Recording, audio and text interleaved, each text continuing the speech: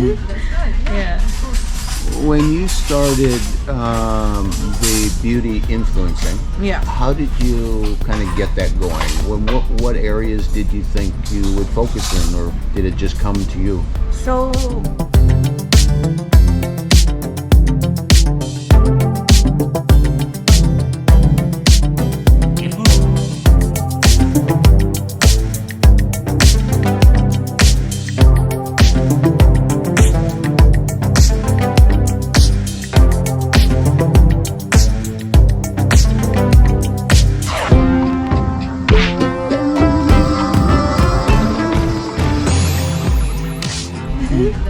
yeah.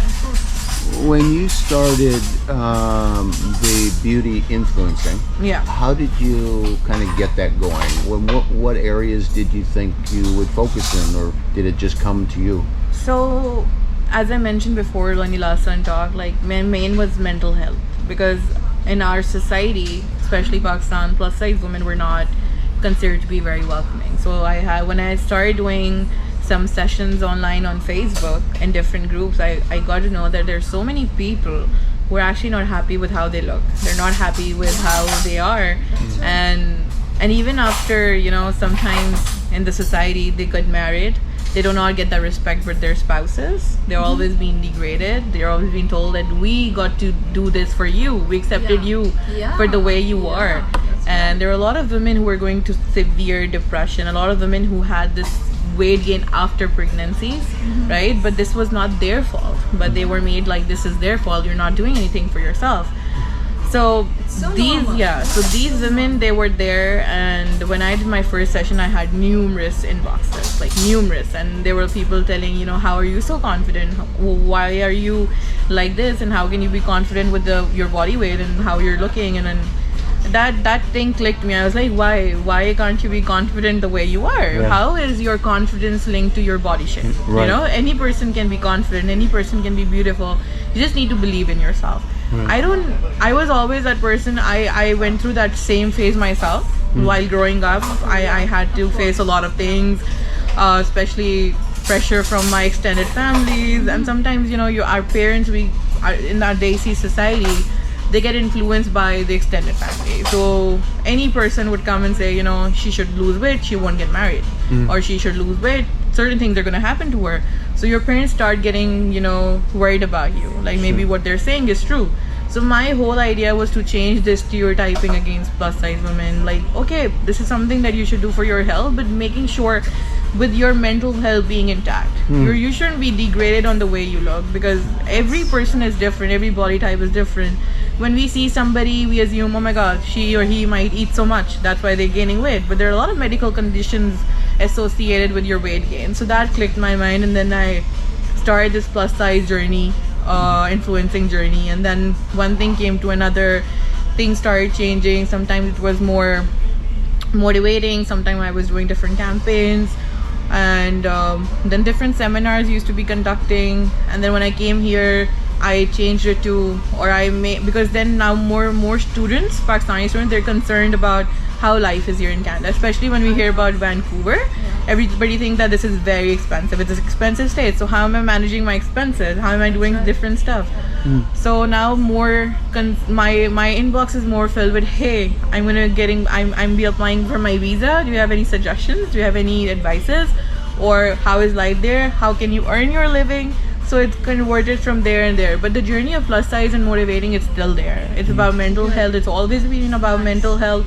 Even if sometimes I get messages of just random people telling me about, they're not feeling themselves, and how can they make sure, because I used to do free sessions for people. Okay, so they just want to share something Yes. with someone. I always believe, like, I was not a certified counselor, but I always believe that sometimes you just need an ear. Right. Like, you need somebody to listen to you, somebody who you do not know. And I personally believe you should share your things with somebody who you do not know. The reason being is that you're open to that person. You know that the other person won't judge you. Right. And you're just so secure that the other person won't judge you, that the person won't have any links with your different people. Because in Pakistani or in my society, people are so concerned about, okay, what if I share this thing with this person? Oh, this has link with this person. Oh, this might go to here. So there's like a whole thing that goes into your mind. So people used to just come and talk, and I used to be like, you just talk, I'm gonna listen. So they were just like happy that there's somebody listening to them finally. So this was the whole thing. No judgments. No judgments, nothing. criticism. Because they know the other person doesn't know them. Yeah. I don't know about them. I That's a big know relief. nothing about their family. So this is like an anonymous person you're talking to, but you're feeling relief because all of your inside emotions that you've been hiding, they're just coming out. You're letting the other person know, okay, I'm not okay. And even though when I came here, the transition from Pakistan to Canada was difficult because obviously when I came here there was so much different things happening. I used to take the buses. I wasn't used to it. And then a lot of people, they assume that life here is crazy. That's very happening. She's enjoying. She's my having God. this, back home. But then I used to tell people, this is not life. This is not life over here. This is a struggling life. You're an international student. You're making your own life now. You don't have any support from family. Like obviously financial support is different, but not actually physical support here. Like there's nobody who's telling you, okay, this is the direction that you need to go. Right? For example, my parents were there. They were always being very supportive. Anything that you needed, you're gonna get that. But now you have to go to the grocery store by your own self. You have to cook for your own self. You have to like clean and everything. That's you. So coming from a Desi family, you've been so dependent on other people, like your house help, somebody's gonna cook for you, somebody's gonna clean for maids you, and everything. and you feel so royal at that time. And now I feel like that's royalty back home, and over here it's like you're gonna do everything yourself.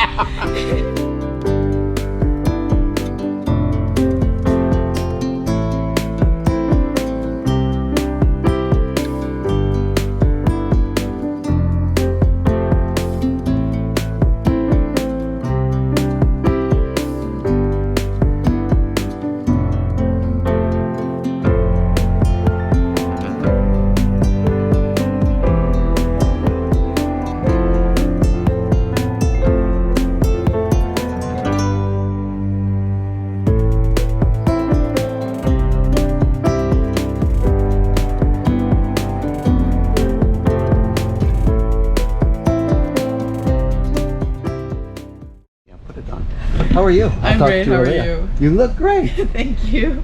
What's new in your life? I was just telling it. these nice people that Yeah. I was about to eat some Pakistani food for my first time with Leah Abbas, Yes. who we did a YouTube series. She is a beautiful plus size influencer with now almost 75,000 Yes, captive almost. followers Yeah. on her Instagram. She's studying to be a corporate HR. Yes. Did you finish? the No, masters? I am in my third last. 2 more semesters to go. Okay. Yeah, so midway. Midway. Yeah, Almost there. almost there. Yes. Almost there. And then you've done many other things. Yes. You've yes. helped women around the world, especially from Bangladesh Yes, and other countries, Yeah, in Pakistan. source and supply Yes. micro businesses like lot of fabric them. and all kinds of other Yeah. things, right? Yes. And you're having a great time here in Canada. Amazing. And what else can you share? Nothing. It's been a roller coaster ride since like the last time we talked. It's Okay. been like yes, I am. I've been starting focusing on my Instagram because since I came here, due to education and work, I couldn't make a lot of videos, a lot of content. But then I got interviewed by a magazine now, so we have something coming up there. Oh, So yeah, so yeah. Will it be in English? Or? Yeah, it's gonna be in English. It's a Canadian magazine. Okay. Yeah. Nice. So so since then I've started making sure that I should take time out for everything, because obviously when you're a Especially for student, your own self. yeah, that's very important, because mental health over here has been one thing that people degrade. I think so that we leave that behind. We don't focus on ourselves, not our own happiness. We're more concerned with earning, with more Just running and running. exactly. So I was talking to my family the other day that life here is just about hustle. It's just about you're running after one thing, and then it's you're waking up, you're going to your school, you're coming back home, you're changing into your uniform, you're going to your job, you're coming back, Exactly. you're just Yeah. sleeping, and then the cycle is continuing. I cook. I've been cooking since a while now, because at my place my mom used to cook something, you don't like it, you go to the kitchen and you cook yourself.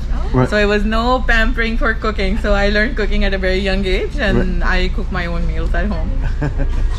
True. No, I guess if you want to succeed in your life, you need that supporting hand on you. I've seen that, I've experienced that. I used to work with brands, so they need us, we need them, the cycle goes on. Right, so you need to have the supporting hands who are going to be there in your life not doing anything, but just being. But he said, because you, it's okay. So that was the moment that you realize that there are people gonna watch you, right? Yeah. The people gonna get inspired by you, even if it's little or large. Something you're gonna say or do, they're gonna get inspired on one way or another. Like anything that you're A gonna lot do. about, and you know, you've heard me say Aliyah. I'm trying to say it the right way. Yeah. Aliyah. Beauty influencer on Instagram. It's Let It Sparkle. Yes. Thank you for watching. Remember, if you will reach out and connect with somebody, your life is going to be much richer and fuller. You'll be glad you did. They need to hear from you, and you need to hear from them. Bye.